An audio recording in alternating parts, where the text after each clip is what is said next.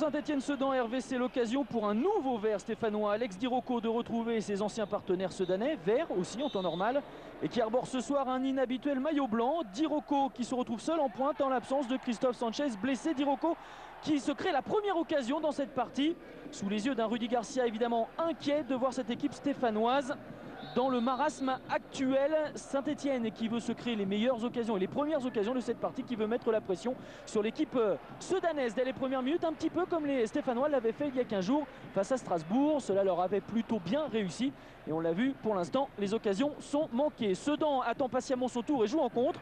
C'est Pius Ndiefi là qui efface Carteron et qui s'en va seul entrer dans la surface de réparation. Seldran est en retrait, Ndiefi choisit de frapper, il se heurte à Jérémy Janot. Première occasion pour les Sedanais sur un premier contre et première intervention de Jérémy Janot.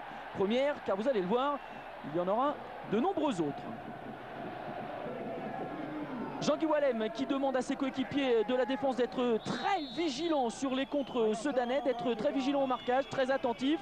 Sur corner, Sedan se crée une nouvelle occasion avec Janot qui saute plus haut que tout le monde et prend ce ballon à la main. Relance à la main également de Jérémy Janot. Carteron est un peu court, Quin récupère ce ballon.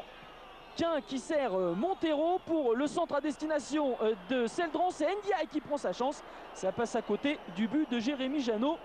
Moussa Ndiaye qui avait été l'homme qui avait relancé Sedan face à 3 il y a de cela une dizaine de jours lors de la dernière journée, alors que Sedan était mené 1-0 sur sa pelouse.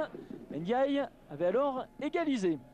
Sedan qui joue bien, qui joue juste surtout, un petit peu à contrario de ce que fait Saint-Étienne, auteur de nombreuses erreurs techniques.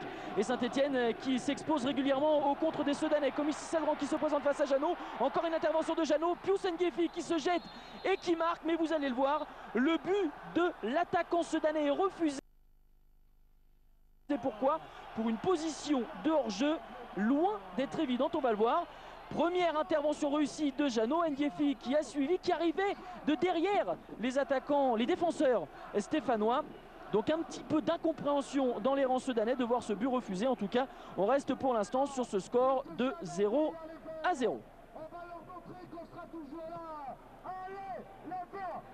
Sedan maître du jeu, on l'a dit. Sedan qui joue juste et qui attend Saint-Étienne patiemment dans son camp. Alors on retrouve Pedron aux avant-postes, encore une belle intervention d'Elzéar, Ndiaye pour la récupération et vous allez voir, encore une fois, tout va très vite. Mbami qui tente de donner à destination de Ndiaye, c'est Ndiefi qui va récupérer ce ballon et encore une fois se présenter face à Jérémy Janot.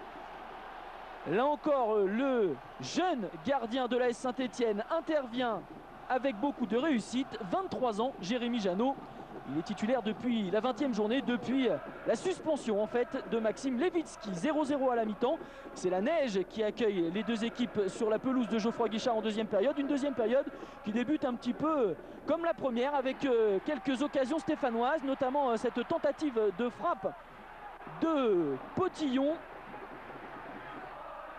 Mais un ballon qui s'envole très haut au-dessus du but de Nicolas Sachi. Alors on reprend évidemment le chemin qui était celui des Sedanais en première période avec cette frappe de Pius Ndiefi.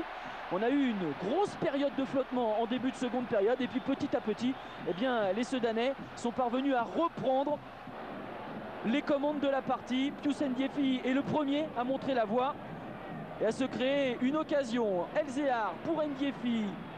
Seldran qui frappe à son tour, le ballon qui est contré par les Stéphanois mais qui revient dans les pieds de Moussa Ndiaye. Il tente le grand pont sur Patrice Carteron, accroché Moussa Ndiaye, pas de faute à estimer monsieur de rien. Carteron qui tente de relancer, Moussa Ndiaye est encore là, le ballon est détourné par Jean-Guy Wallem sur la barre de Jérémy Janot, c'est pas terminé, la frappe d'Elzéar détournée elle aussi. Jérémy Janot évidemment fou furieux du flottement qui règne dans sa défense et dans sa surface de réparation. On voit ici la récupération assez aisée de Moussa Ndiaye et évidemment la rage de Rudy Garcia de voir son équipe s'enfoncer sportivement, en plus des problèmes administratifs. Seldran qui trouve enfin Moussa Ndiaye et cette fois c'est l'ouverture du score pour les joueurs d'Alex Dupont.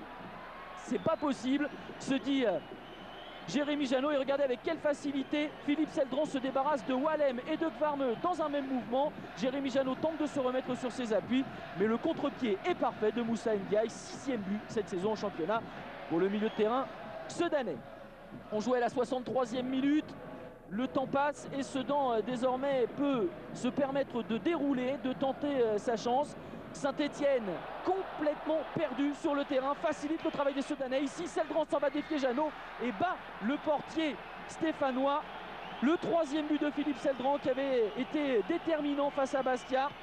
Il y a de cela 2 journées, cela avait permis aux Sedanais de s'imposer 1-0 à Furiani. Seldran avait marqué le seul but sedanais en terre corse. Ici, il inscrit le 2e but de l'équipe d'Alex Dupont. 2-0 après 73 minutes de jeu pour Sedan. Rudy Garcia, évidemment, complètement abattu par les erreurs techniques de son équipe. Une équipe stéphanoise qui va pousser dans les dernières minutes pour tenter de se créer encore des occasions de revenir au score. Ici, c'est Alex Zirocco qui frappe. Score final 2-0. Saint-Etienne n'avait plus perdu à Geoffroy Guichard depuis le 25 novembre. C'était face à Nantes pour Jérémy Jeannot. L'avenir, ça se